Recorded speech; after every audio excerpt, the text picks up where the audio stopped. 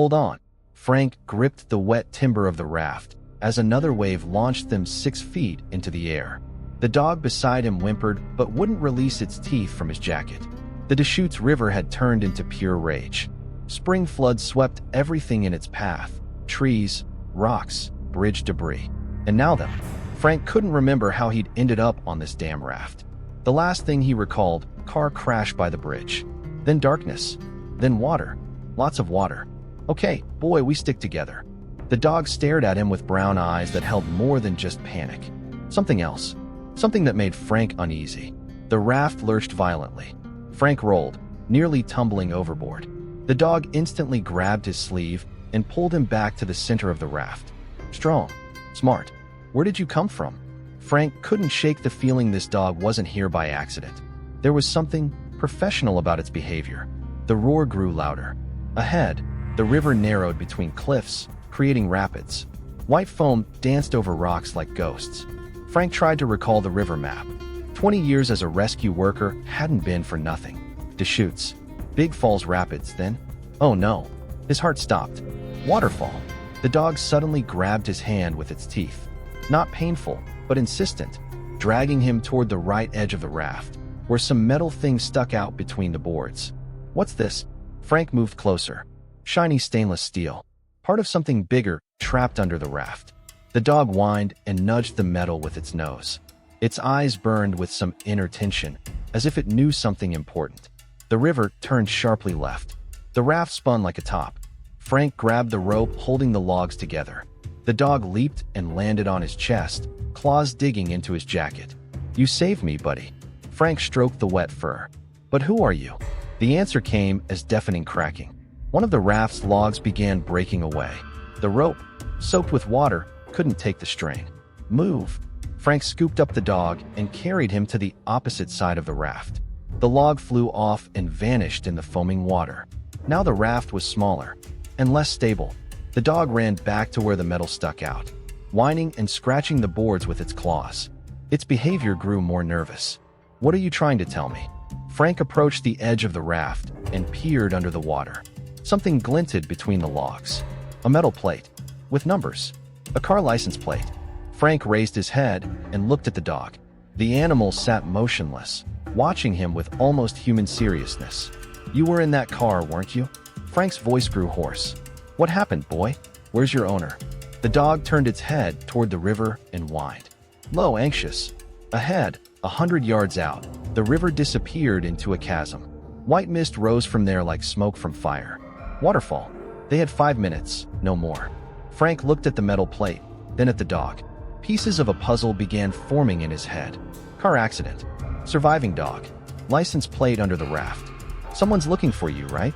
The dog jumped up and grabbed Frank's jacket with its teeth. Started pulling him toward the center of the raft, away from the edge with the license plate. As if it didn't want Frank looking there. As if it was hiding something important. The river roared louder. The raft bounced on waves like a wood chip, and every wave carried them closer to the chasm. Frank felt another log crack under his feet. Damn! He jumped as the board gave way under his weight. Cold water splashed through the gap.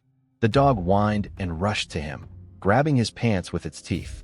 Its eyes shone with panic, but there was something else, desperation. As if it knew they wouldn't make it.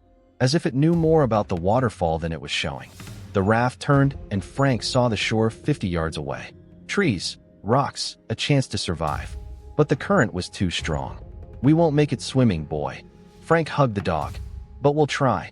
The animal looked into his eyes and suddenly barked. Loud, insistent, as if calling someone for help. The dog's barking echoed between cliffs, but no one answered. The river swallowed sound like a living creature. Nobody's there. Frank gritted his teeth. The waterfall was only 50 yards ahead. White foam devoured everything in sight. The raft shuddered. Another log split with a wet crack. Frank grabbed the dog as the platform tilted dangerously toward the churning water. We're going down, boy. His voice barely audible over the roar. I'm sorry. The dog twisted in his arms and barked again. Sharper. More desperate. This time, something answered. A whistle. High-pitched. Cutting through the river's thunder. Frank's head snapped up. What the hell?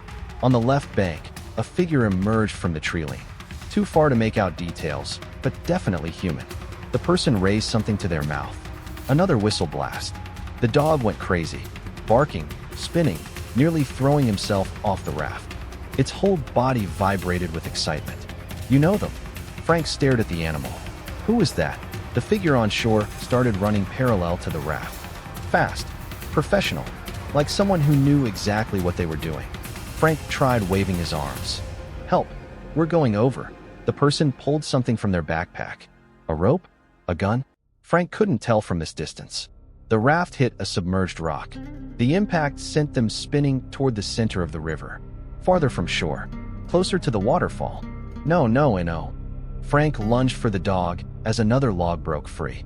The animal barely caught his jacket sleeve with its teeth. They were down to 3 logs now, maybe 4 minutes before the falls. The dog stopped barking suddenly. Its ears perked up, listening to something Frank couldn't hear. Then he heard it too. A low rumble that wasn't the river. Motor. A boat engine. "They're coming for us." Frank felt a surge of hope.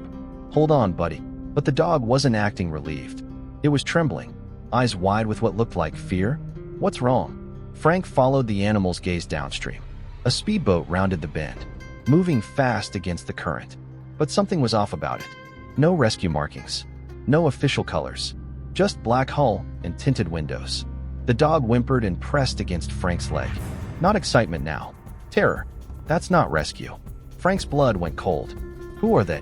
The boat accelerated toward them. Frank could see 2 figures inside, both wearing dark clothing, one pointing at the raft, the other raising something that glinted in the sunlight.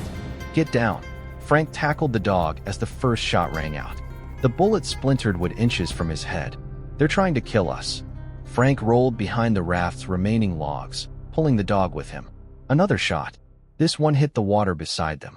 Frank's mind raced. The car accident. The dog's strange behavior. The license plate under the raft. "You saw something, didn't you?" He looked into the animal's eyes. "Something they don't want anyone to know." The dog licked his face once. Softly, like an answer.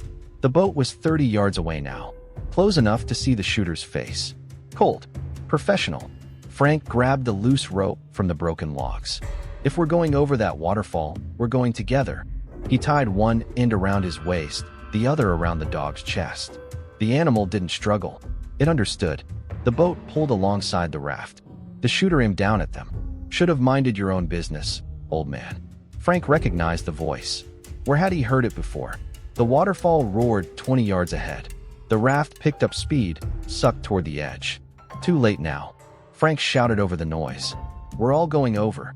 The shooter's eyes widened as he realized their mistake. The boat was too close to the falls.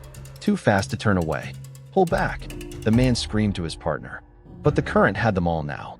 The dog barked once. Sharp. Urgent. Then something exploded from the water beside the boat. A massive brown shape burst from the churning water like a submarine. 800 pounds of grizzly bear slammed into the speedboat's hull. "What the?" The shooter's words cut off as massive claws raked across the boat's side. Frank watched in shock as the bear tore into the vessel. Metal shrieked. Glass shattered. One of the gunmen screamed. How is that possible? Frank's mind reeled. Bears didn't attack boats. Bears didn't. The dog barked 3 times. Sharp, commanding. The bear's head turned toward the sound. For one impossible moment, predator and domestic animal locked eyes across the chaos. The grizzly released the boat and dove back underwater. No way. Frank stared at the dog. That's not possible. The speedboat, now taking on water through gashes in its hull, spun helplessly toward the waterfall. Both gunmen frantically tried to restart the damaged engine. Frank's raft hit another rock. Only 2 logs left now. The rope around his waist cut into his ribs as the platform tilted toward vertical. 10 yards to the falls. The dog pressed against him, warm and solid. Its breathing was steady despite everything, like it wasn't afraid anymore. You called that bear? Frank wasn't asking. He knew. How? The animal looked up at him with those intelligent brown eyes. Not wild eyes. Trained eyes. You're not just some pet, are you? The waterfall's roar became deafening. Frank could feel mist on his face. The raft picked up speed, racing toward the edge. 5 yards. Frank closed his eyes and held the dog tight. Whatever happens, the raft went over. Falling. Spinning.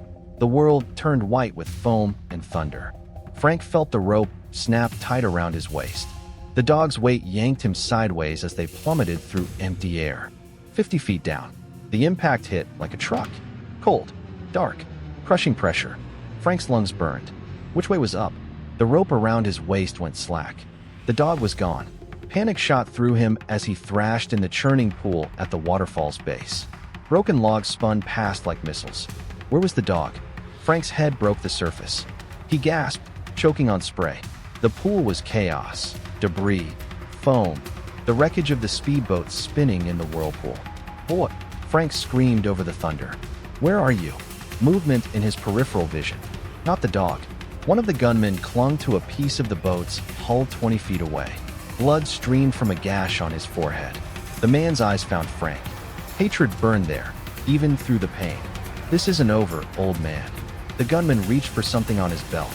A backup weapon. Frank tried to swim away, but the current held him. The pool was a trap, spinning everything in endless circles. The gunman raised his arm. Light glinted off metal. A knife. Frank was too far to fight, too tired to run. The man pushed off from the debris, swimming toward him with deadly purpose. Should have let sleeping dogs lie. 10 feet away. 8. 6. Something dark moved under the water between them. The gunman stopped swimming. His face went white. What the hell is? Massive jaws erupted from below. The grizzly bear grabbed the man and pulled him under in one violent motion. Bubbles. Thrashing. Then silence. Frank floated alone in the churning pool, heart hammering against his ribs. The bear surfaced 30 feet away, shook water from its massive head, looked directly at Frank, and did nothing. Just watched him with dark, intelligent eyes. Waiting. Where's the dog? Frank's voice cracked. Please. Where is he? The bear turned toward the pool's edge and began swimming. Slow, purposeful strokes toward a hidden cove behind the waterfall's curtain. Frank followed. He had no choice. The cove was sheltered, quiet after the chaos of the falls. Smooth rocks formed a natural platform. And there, lying motionless on the stones, was the dog. No. Frank hauled himself out of the water and stumbled toward the still form. Please, no. He knelt beside the animal. No movement. No breathing. Frank pressed his ear to the dog's chest. Faint heartbeat. Still alive, but barely. Come on, buddy. Frank's hands trembled as he checked for injuries. Stay with me. The dog's eyes fluttered open, focused on Frank's face with tremendous effort. It whimpered once. Soft. Weak. Frank felt wetness on his cheeks and realized he was crying. I've got you.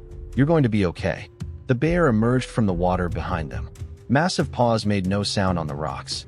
Frank tensed, ready to shield the dog with his body. But the grizzly just sat down 10 feet away. Watching. Guarding. You're protecting him too. Frank's voice was barely a whisper. Aren't you? The bear's head turned toward the cove entrance. Its ears perked up, listening to something. Voices. Human voices echoing from somewhere beyond the waterfall. Found the boat wreckage. Any survivors? Keep looking.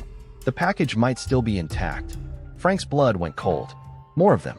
How many were involved in whatever the dog had witnessed? The bear stood and moved to block the cove entrance.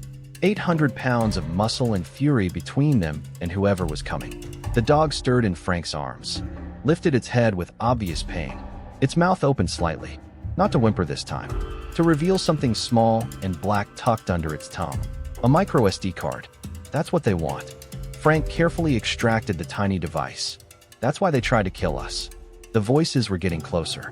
Check behind the falls. There's a cove back there. The bear growled low in its throat, a sound that promised violence. The dog looked up at Frank one more time. Its eyes said everything. Trust me. Protect it. Don't let them win. Frank slipped the SD card into his waterproof watch pocket. I understand. Footsteps on rocks. Getting closer. The bear moved deeper into the shadows, positioning itself for an ambush. Frank held the dog close and pressed against the cave wall, trying to disappear into darkness. A flashlight beam cut through the mist at the cove entrance. Clear. The voice bounced off wet stone. No one here. Frank pressed deeper into the shadows, the dog trembling in his arms. The bear remained statue still by the cave entrance. 3 flashlight beams swept the cove. Frank caught glimpses of tactical gear, military-style weapons. These weren't random criminals. Check the water again, a woman's voice commanded. The asset can't have gone far. Asset. They were talking about the dog like military equipment. Ma'am, what if the package was damaged in the fall? It wasn't. That animal was specifically trained for this scenario. Frank's breath caught. Trained. The dog was some kind of operative. Recon K, 9 unit. The woman continued. 8 months undercover. If it survived, the intelligence is intact. The dog stirred weakly in Frank's arms. Its tag caught a sliver of light from the flashlights. Frank squinted at the small metal disc. Not a pet tag. Military identification. Numbers and letters that meant something important. The flashlights moved away from their hiding spot. Frank risked pulling out his waterproof phone. The screen flickered to life. No signal, but the camera still worked. Carefully, he photographed the dog's tag. Then, hands shaking, he removed the SD card from his watch pocket. His phone had a micro SD slot. "Frank, you brilliant old fool," he whispered to himself. The card slid in with a soft click. Files appeared on the screen. Video files. Dozens of them. Frank opened the first one. Grainy night vision footage. A warehouse. Men in expensive suits handling briefcases. He recognized one face immediately. Senator Williams. The man running for governor of Oregon. No way. Frank's mouth went dry. The video continued. Money changing hands. Drugs being loaded into vehicles. Official documents being altered. The dog had been recording everything. Frank scrolled through more files. Bank account numbers. Phone conversations. Photo evidence of corruption at the highest levels. "Sweet Jesus," he breathed. "You've been gathering this for months." The dog's eyes met his. Weak but alert. Footsteps approached the cave again. There. A man's voice, urgent. Something moved in the shadows. Frank quickly pocketed the phone and card. The bear tensed, muscles coiling like steel springs. "I see tracks." The woman's voice was closer now. Fresh ones. A flashlight beam cut directly toward their hiding spot. The bear exploded from the shadows. Roars. Screams. Gunfire echoed through the cove. "Fall back. Fall back." One of the men stumbled backward, firing wildly. A bullet ricocheted off the cave wall inches from Frank's head. The bear caught another operative in its massive paws. The man's scream cut off abruptly. "This is Echo Team." The woman shouted into a radio. "Request immediate backup. We have a situation." Frank heard her clearly now. Professional. Military. Government agents. Oh God. The pieces clicked together in Frank's mind. "You're not the bad guys. You're trying to stop the bad guys." The dog whimpered and nudged his hand toward the cave entrance. "You want me to help them?" But as Frank started to move, new voices echoed from outside the cove. "This is Senator Williams' security detail." A commanding voice boomed through the mist. "Stand down immediately."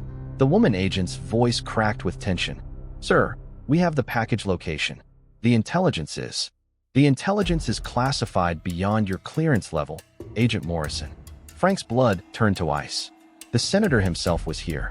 "Sir, with respect, this operation is terminated. Effective immediately." Gunshots erupted. Different weapons this time. Heavier.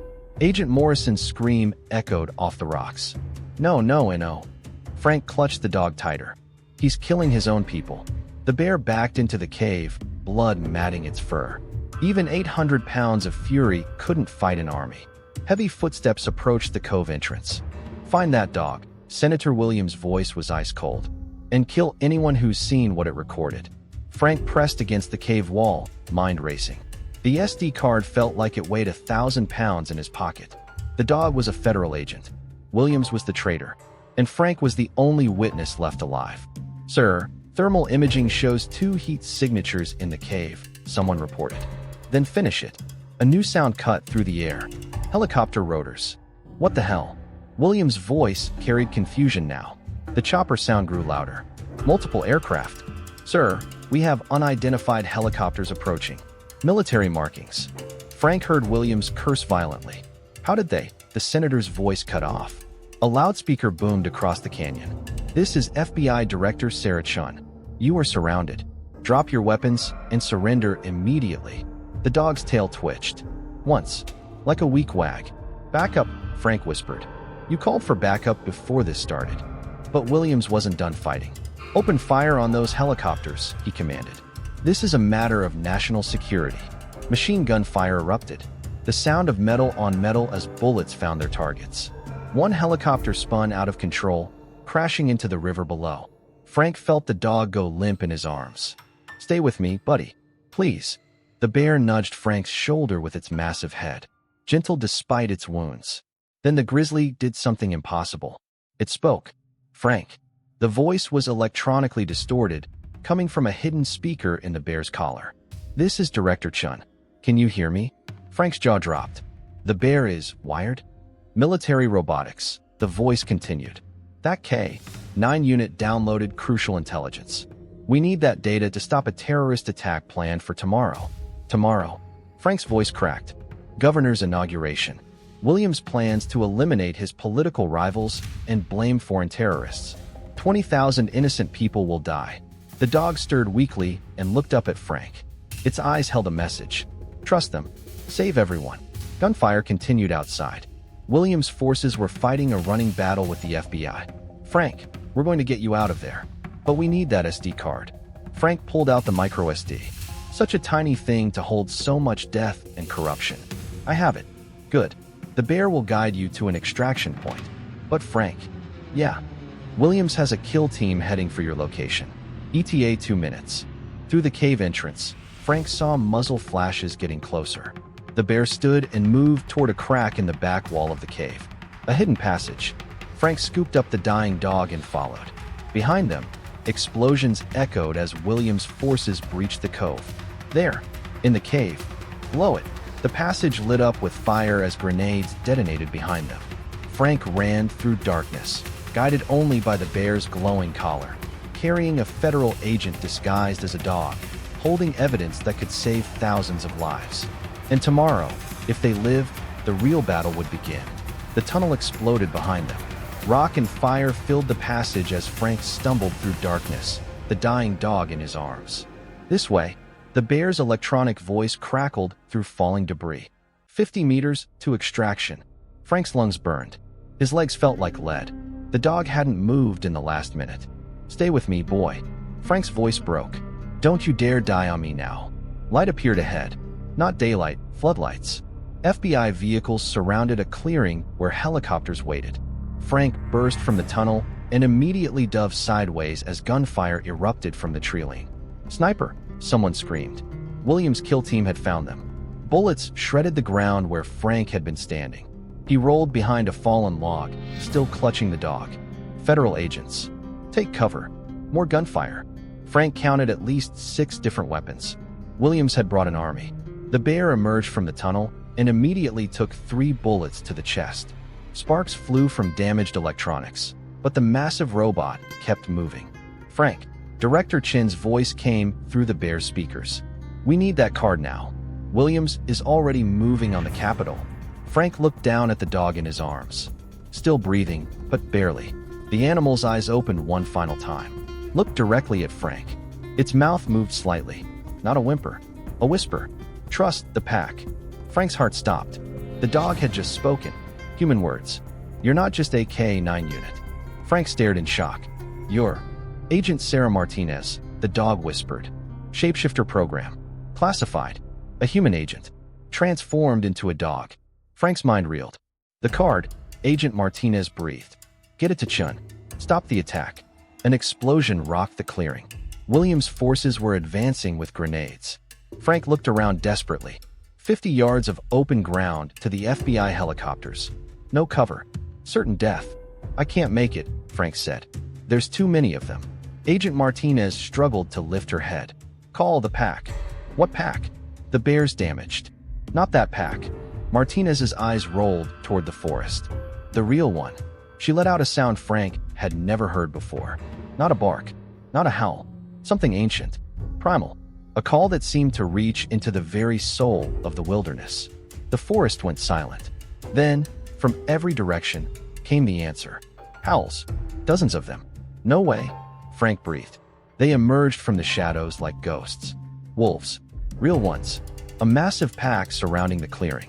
Williams' gunmen stopped firing, confusion clear in their voices. "What the hell are those?" "Sir, we have wolves. Everywhere."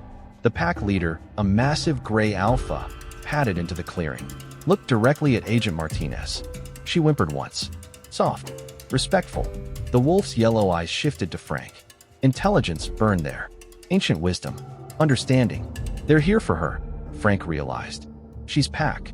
Agent Martinez nudged the SD card with her nose. Go. Frank pocketed the card and stood. The wolves formed a protective circle around him. William's voice boomed across the clearing through a megaphone. Stand down, Chun. That intelligence belongs to the American people. The American people you're planning to murder. Director Chin's voice replied from the helicopters. Frank started walking toward the FBI aircraft. The wolves moved with him, a living shield. Gunfire erupted again, but the pack scattered and regrouped with military precision. These weren't ordinary wolves. They were Agent Martinez's backup team. Impossible, Frank muttered as bullets whined overhead. The whole pack is shapeshifters, Martinez confirmed weakly. Entire unit. Frank reached the helicopter and handed the SD card to a waiting FBI agent. Upload this immediately, Frank shouted over the rotor noise. There's going to be an attack tomorrow. The agent plugged the card into a tactical computer. Data streamed across the screen. Holy shit, the agent breathed. Director, we've got bomb locations, target lists, everything. Transmit to Capitol Security now. Chen's voice commanded. Behind them, Williams realized his plan was blown. Kill them all, he screamed. No witnesses. Heavy machine gun fire raked the clearing. 2 FBI agents went down. Frank dove back toward Agent Martinez. She was lying motionless now, breathing so shallow it was barely visible. You did it, Frank whispered, cradling her head. You saved everyone. Her eyes fluttered open one last time. Pac, protects Pac. The words were human. The eyes were purely wolf. Frank understood now. She wasn't a human turned into a dog. She was something else entirely. Something between both worlds. Something that could call on the ancient bond between man and wolf. A massive explosion rocked the forest. Williams was bringing in heavy artillery. Frank, we need to go. Director Chin's voice urged through the bear's damaged speakers. Frank looked down at Agent Martinez. Her breathing had stopped. No. Frank's voice was steel. I'm not leaving her. He scooped up her still form and ran for the helicopter as mortars began falling around them. The wolf pack flanked him, still protecting their fallen packmate. Frank dove into the aircraft just as a shell obliterated the clearing behind them. The helicopter lifted off, spiraling away from the battle zone. Below, Williams' forces scattered as more FBI reinforcements arrived. But Williams himself was gone, vanished into the forest like a ghost. Frank held Agent Martinez close as the helicopter raced toward Portland. Her body was still warm. Is she? Director Chin asked gently. Frank pressed his ear to her chest. Nothing. Then, so faint he almost missed it, a single heartbeat. She's alive. Frank's voice cracked with relief. Barely, but alive. Chin nodded grimly. Emergency surgery is standing by. Frank, what you've done today. I didn't do anything, Frank interrupted. She did. All of it. Through the helicopter's window, Frank watched the Oregon landscape speed past below. Somewhere down there, Williams was planning his next move. The war wasn't over. But today, the pack had won. Frank felt Agent Martinez's hand twitch slightly in his. Her eyes remained closed, but her breathing was getting stronger. Rest, partner, Frank whispered. We'll finish this together. In the distance, Portland's skyline came into view. Tomorrow's inauguration would go on as planned. But now they'd be ready. As the helicopter banked toward the hospital, Frank caught a glimpse of something moving in the forest canopy below. Wolves. Dozens of them. Following the aircraft. The pack was still watching over their own. Frank smiled grimly and squeezed Agent Martinez's hand. Round 1 was over, but something told him the real hunt was just beginning.